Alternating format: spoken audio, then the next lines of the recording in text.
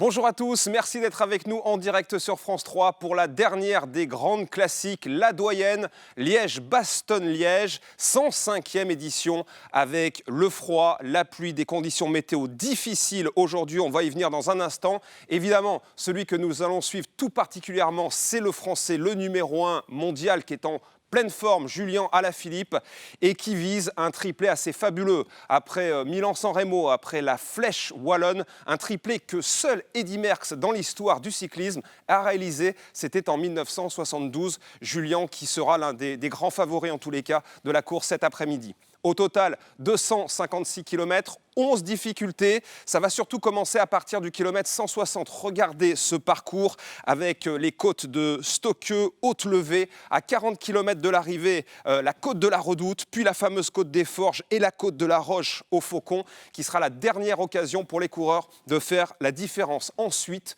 toute nouvelle arrivée, les organisateurs ont décidé de dépoussiérer l'arrivée, de casser un petit peu la routine, favoriser les attaquants, avec donc l'arrivée à Liège. Depuis 27 ans, les coureurs arrivent à Anse. Donc là, on va voir ce qui va se passer aux alentours de 17h. Justement à Liège, on va retrouver nos deux commentateurs, Alexandre Pasteur, Laurent Jalabert. Bonjour messieurs. Alors, le froid, la pluie, un nouveau tracé, il va falloir gérer tout ça pour les coureurs. Bonjour Laurent, bonjour à toutes, bonjour à tous. Nous sommes à Liège, effectivement, nouvelle arrivée pour la doyenne des classiques. Parcours remodelé, redessiné et aujourd'hui, Laurent, une météo difficile. Surtout les premières heures de course, Laurent, avec une météo très frisquette, de la pluie également, mais ça a tendance plutôt à s'améliorer. Oui, 6 degrés ce matin au départ avec des trombes d'eau. Les coureurs ont effectué pratiquement les 2 tiers de la course sous la pluie avec une température très fraîche. Mais dans le final, heureusement, ça s'améliore un tout petit peu. Mais cette édition sera rendue difficile par des conditions météo, quoi qu'il en soit.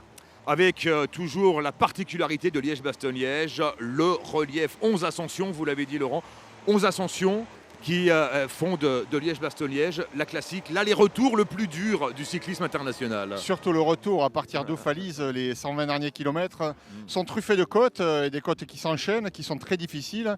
Et donc, compte tenu des conditions météo qui également ont rendu la course compliquée, je pense qu'on va assister à un final propice aux attaques, à mon avis, avec cette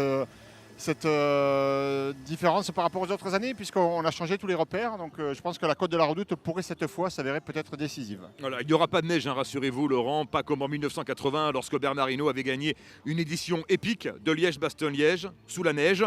Ce ne sera pas le cas cette année et d'ailleurs on attend depuis 1980 un successeur français à Bernard Hinault au palmarès de la doyenne. Et bien sûr on pense tous aujourd'hui à Romain Bardet et à Julien Alaphilippe. Merci messieurs, à tout de suite. C'est vrai qu'on en rêve d'un Français premier à l'arrivée. Tiens, vous parliez de Romain Bardet qui avait terminé 3e l'année dernière de Liège-Bastogne-Liège. C'est sa classique préférée, même si d'ailleurs il l'a beaucoup dit dans la presse cette semaine, il n'est pas ravi de cette nouvelle arrivée sur le plat. On va voir ce que ça donne dans un instant. Je parlais aussi de la météo, la pluie, le froid et déjà de gros dégâts. Abandon de Dan Martin et abandon d'Alejandro Valverde. C'était tout à l'heure. Regardez à cause justement de la météo.